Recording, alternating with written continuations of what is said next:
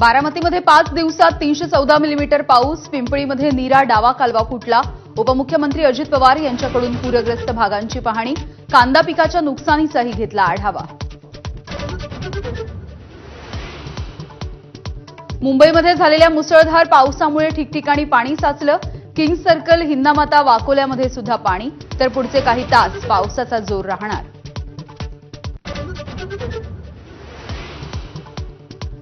Sion, kings circle आणि coastal road परिसरामध्ये मुसळधार पाऊस. तर पश्चिम द्रुतगती महामार्गावरती प्रचंड वाहतुकीची कोंडी.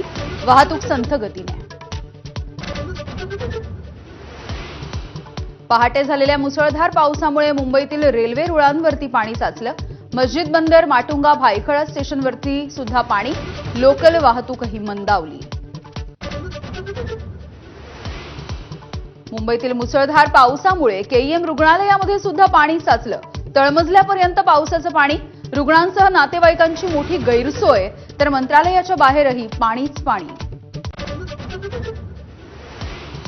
सोलापूरच्या नीरा, नरसिंगपूर, भीमा आणि नीरा नदीच्या संगमावरती पाण्याचं अक्राळ विक्राळ रूप. मुसळधार पावसामुळे संगमनगर भागामध्ये 12 ते 15 घरांमध्ये शिरलं नीरा नदीचं पाणी. सातारा जिल्ह्यामध्ये सुद्धा पावसाची तुफान बॅटिंग. कोयना नदीवरील बंधारे ओव्हरफ्लो. तर महाबळेश्वर मधल्या प्रसिद्ध लिंगमळाच्या धबधब्यावरती पर्यटकांची गर्दी.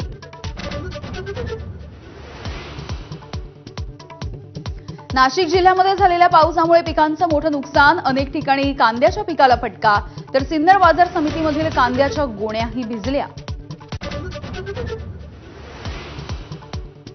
शेतकऱ्यांनी खरीपाच्या पेरण्या करण्यासाठी कुठलीही घाई करू नये. हवामान तज्ज्ञांचं आवाहन.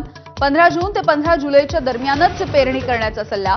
आधी पेरणी केल्यास किडींचा प्रादुर्भाव वाढण्याचीही शक्यता. मनसेचे अध्यक्ष राज ठाकरे आजपासून 2 दिवस नाशिकच्या दौऱ्यावर. महानगरपालिका निवडणुकीच्या पार्श्वभूमीवरती दौऱ्याला महत्त्व. पदाधिकाऱ्यांची बैठक घेणार.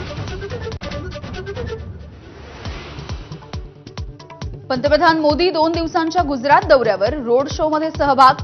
मोदी करणार विकास कामांचं उद्घाटन आणि भूमिपूजन.